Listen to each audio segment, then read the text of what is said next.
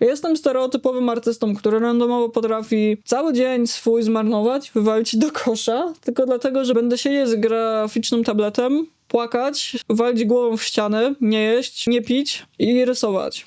Najlepiej w samotności. I wylewać swoje emocje na cyfrowy papier. Tak, jestem stereotypowym artystą w tej kwestii. Przez to, jak sterylny zrobił się internet, w połączeniu z tym, że odizolowałem się i siedziałem tylko w internecie, przez traumę, którą przeszedłem ja przez długie lata, starałem się każdej kategorii, jakkolwiek not safe for work, jakkolwiek problematyczne, jakkolwiek nie PC, motywy w sztuce, konwersacji, etc. unikać. To nie było dla mnie zdrowe. Widzę tego negatywne skutki. Bo wiecie, to nie powinno być normalne, że chcecie robić sobie krzywdę i się nienawidzicie tylko dlatego, że spodobało wam się jakieś opowiadanie, które ma wstawki plus 18. Nie oszukujmy się, to nie jest zdrowe, to nie jest normalne. A ja potrafiłem dostać to ataku paniki. W pewnym momencie odkryłem, że do pewnego stopnia jestem w stanie jakby te negatywne emocje powiązane z moim PTSD wyładować właśnie rysując. Ale jak się pewnie domyślacie, ja się tego wstydziłem. To było coś, czego nie chciałem pokazywać światu. To jest problem tak poważny, że podejrzewam, że to, co ja klasyfikuję jako not safe for work, dla większości z was to są zupełnie normalne rzeczy. I ciężko się o tym mówi. Ciężko się o tym mówi, że jest się w stanie uciekać od swoich traum tak bardzo, że zamykacie się w pewnej klatce, z której potem okazuje się, że nie jesteście w stanie wyjść. W której jednocześnie nie da się zostać, bo to by wymagało przestać być zwierzęciem. Nieważne, bo trochę za bardzo schodzę w personalne szczegóły. Zacząłem rysować rzeczy, które są kontrowersyjne. I ta osoba, która właśnie zirytowała mnie tamtego dnia, sprawiła, że poczułem, okej, dobra, skoro i tak nienawidzicie artystów, którzy są dużo mniej hardkorowi ode mnie, to co mi szkodzi? Co mi szkodzi? Moja opinia w internecie i tak niedługo będzie prawdopodobnie zrujnowana. Jeśli już nie jest zrujnowana, nie oszukujmy się.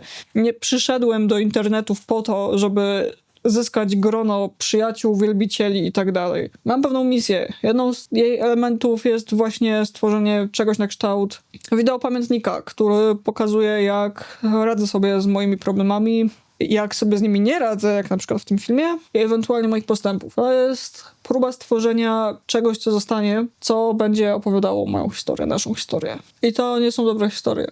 Więc co mi szkodzi te emocje, które ja z siebie wyrzucam, na tym tablecie graficznym tak czy tak wysłać w świat. Witajcie w nowej erze mojej sztuki. O co mi chodzi, zobaczycie z czasem. W sumie pewien foreshadowing tego, dokąd to zmierza, już jakiś czas temu zapostowałem na TikToku dawno temu. Podobno artyści, którzy czują jak ja, którzy boją się przetwarzać własne emocje, właśnie przez to, że nie widzą tego, że robią to inni, że to zniknęło z social mediów, to zniknęło z platform, chowają się, jeśli tylko znajdą takie community, po bardzo zamkniętych społecznościach artystycznych i są wielce zdziwieni, że takie społeczności istnieją, że są inni artyści, którzy właśnie z czegoś, co powinno być zupełnie normalne, czyli ekspresji swoich emocji, się wstydzą. Myślą, że to jest coś nieprawidłowego, coś abnormalnego, bo tego nie widzą, bo platformy społecznościowe nie chcą, żebyście to widzieli, bo firmy nie chcą, żeby ich reklamy, podpasek i leków na przeziębienie znajdowały się na tej samej platformie, co na przykład sztuka erotyczna. Nie sposób nie zauważyć, że mamy pewien wzrost puryzmu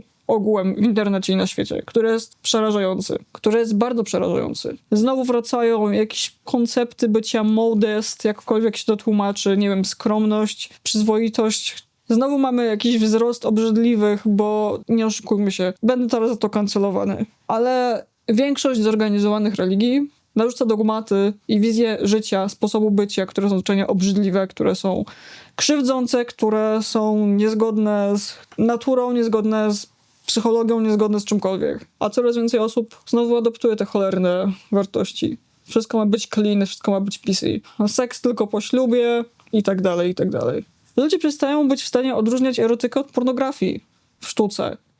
Erotyka w sztuce jest czymś normalnym, była czymś normalnym przez dosłownie wieki. Ale nie, teraz jeśli jakkolwiek zahaczasz o ten temat, z dużą szansą w pewnym momencie ktoś powie, że jesteś problematyk i będzie próbował cię kancelować. Więc mamy dwa typy osób. Pierwszy, który, tak jak już wcześniej wspomniałem, chowa się po zamkniętych społecznościach, i drugi, który ma wywalone. Można by powiedzieć, że kierunek, w jaki zmierza aktualnie moja sztuka, ma bardzo vibe romantyzowania, owszem, problemów psychicznych, Wszystko to jest formą wentu. Wszystko to. Mówię, jakbyście widzieli już dużo takich rzeczy. Po prostu mówię przyszłościowo. Po prostu wiem, w którą stronę chcę iść ze sztuką. Wiem, w którą stronę chcę iść z grafikami. Więc mogło być zakwalifikowane jako romantyzowanie. Owszem, są rysowane z takim konceptem w głowie, ale to wszystko ma nadrzędny cel. To jest forma wentu. Zresztą próbuję przekazać prosty komunikat, który powinien być normalny. Ale mam mózg tak przeżarty tym puryzmem ideologicznym, który rozprzestrzenił się po sieci, że dosłownie co chwilę tracę głos, nie jestem w stanie się wypowiedzieć. Więc może przejdę do sedna. Nie zgadzam się z tym, żeby w przestrzeni publicznej tak siłowo usuwać wszystko to, co jest niewygodne, wszystko to, co jest problematyczne, wszystko to, co nakłania do myślenia, wszystko to, co nakłania do kontemplacji, co zwraca uwagę na jakiś problem. Już nie daj Boże przedstawia go w sposób, który jest faktycznie odbiciem tego, co czuje w duszy artysta. A my wszyscy jesteśmy tylko zwierzętami. Niech nikt się nie oszukuje. Nasze mózgi generują porąbane rzeczy w stresie. My wszyscy w głowie prawdopodobnie mamy regularnie tak popieprzone rzeczy, że większość nie powiedziałaby tego na głos. Nie powiedziałaby tego na głos, nie pokazała. Przez co inni, którzy mają dokładnie to samo, dokładnie te same wady czy plusy, w zależności od tego, jaki ktoś ma personalny pogląd, ale jednocześnie kiedy natrafiasz raz za razem na to, że próba rozmawiania o tym spotyka się z dezaprobatą, to zwłaszcza jeśli gdzieś jeszcze masz tam podłoże traumowe, zaczynasz czuć wyrzuty sumienia, zaczynasz się nienawidzić, zaczynasz prowadzić to w sobie, nie jesteś w stanie tego zrobić. Zwierzęta to nie komputery. Nie napiszesz skryptu, który uwalnia cię od jakichś cech osobowości, jakichś poglądów, nie jesteś w stanie zmienić tego, jaki jesteś. Czasami chciałbym być robotem. Więc postanowiłem sobie, że jako formę psychoterapii właśnie zacznę przełamywać te blokady, te narzuty społeczne, te blokady wynikające z tego, co próbuje wmówić mi PTSD, czym jestem i jak niska jest moja wartość, bo niektórych to zirytuje, ale może innym pomoże. I żadne community guidelines nie będą mi w tym mieszać. Żadne community guidelines nie będą mi zabraniać ilustrować chorych akcji, które faktycznie czasami mogą i pograniczyć z fetyżyzacją problemów psychicznych, które rysuję tylko po to, żeby wyrzucić z siebie te emocje, bo daje mi to jakieś poczucie katarzis. Sztuka nie powinna być chowana z zamkniętymi drzwiami, okej? I jeśli to, że właśnie katarzis przynosi mi wzięcie tabletu graficznego i stworzenie ilustracji, która ma triggerować w odbiorcy, co popadnie, daje mi tytuł kogoś, kto powinien być kancelowany.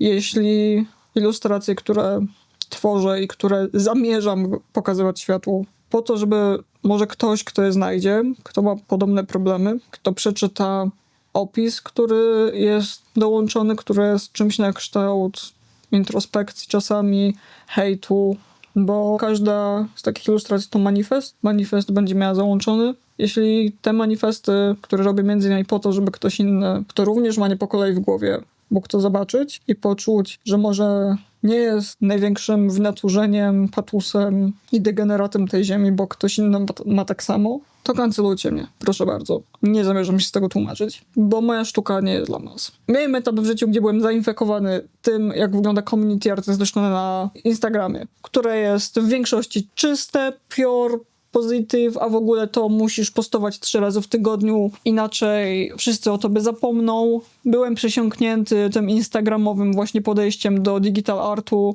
Nie zobaczycie moich grafik z tamtego okresu na mojej stronie. Bo sorry, ja w moim prywatnym mniemaniu, w mojej prywatnej opinii dotyczącej moich prywatnych grafik i ilustracji z tamtego okresu i muszę to podkreślać tyle razy, bo zauważam, że internet zaczyna mieć pewien problem z rozumieniem konceptu tego, że ktoś mówi o rzeczach powiązanych ze sobą i ma opinie, które niekoniecznie tyczą się kogokolwiek innego poza sobą, nawet jeśli opisuje coś, co jest podobne albo częste z czymś, co jest obserwowane, whatever. Moje grafiki, moje prywatne grafiki z mojej ery Instagrama. Uważam, że to był chłam robiony po to, żeby próbować być kolejnym ilustratorem z Instagrama. Nie zobaczycie ich na mojej stronie. Nie uważam tego za sztukę. Uważam je za próbę bycia artystą, ale to nie jest sztuka. A moja aktualna sztuka jest właśnie dla tych, którzy nie mają spokoju wewnętrznego. I moja nowa era sztuki jest dla tych, którzy potrafią podejść krytycznie do tego, na co patrzą. Którzy potrafią zrozumieć fakt, że tak, czasami artysta próbuje cię striggerować. Próbuje cię skłonić do autorefleksji. That's the point. Poza tym, wiecie, jest jeszcze taki jeden element. Moja rodzina zawsze mówiła, że będę wielkim artystą, wielkim grafikiem, ilustratorem. Ta sama rodzina zafundowała mi piekło, które właśnie sprawiło, że mam aż tak nie po kolei we łbie. Że potrafię usiąść i czuć potrzebę na bas grania, na przykład, jak dwoje kochanków zabija się nawzajem. Ta rodzina, która zafundowała mi to piekło, bardzo nie chciałaby prawdopodobnie, żebym był w stanie właśnie mówić o tym, co mnie spotkało, jakie były tego skutki i wyrażać tego wszystkiego. Więc robię to też trochę dla was. Chcieliście, żebym był wielkim artystą? Proszę bardzo. Będę wielkim artystą. Jeśli internet mnie nie kanceluje, znaczy, że zrobiłem coś nie tak. I to, że dla niektórych z was coś, co ktoś robi, może być niezrozumiałe i na pierwszy rzut oka nie mieć żadnych pozytywnych wpływów. Coś, co może wydawać się działaniem, które tylko pogłębia problemy, promuje je, whatever, niekoniecznie jest tym, co wasze mózgi próbują z tego zrobić. Nie da się, jak już mówiłem parę razy, pracować nad swoimi traumami, jeśli nie zdajesz sobie z nich sprawy. Ale czasami, żeby zdać sobie z nich sprawę, trzeba właśnie w pewnym sensie pozwolić, żeby wasz mózg przejął wodzę i pokazał wam swoją mroczną stronę. Więc kiedy ja tak siedzę i płaczę nad tabletem graficznym, ja dużo myślę, bardzo dużo myślę. Często w ten sposób pojawiają się nowe wspomnienia, które zapomniałem. Często prowadzimy wtedy z systemem bardzo bogaty dialog o naszym życiu, bo im też jest wtedy łatwiej. Wiecie, gra muzyka, jesteśmy skoncentrowani na rysowaniu. To jest terapia. Czy wam się to podoba, czy nie? Zresztą z tego, co się orientuję, terapia sztuką jest powszechnie uznaną formą terapii. A to, że to nie są kwiatki i stokrotki, no bardzo mi przykro. Ragebaitowy tytuł. Emos jest zdesperowany, żeby ktoś zrozumiał jego wewnętrzną walkę. Anyway, nie wiem, o czym był ten vlog. Może był manifestem, może tylko wentem. To tyle.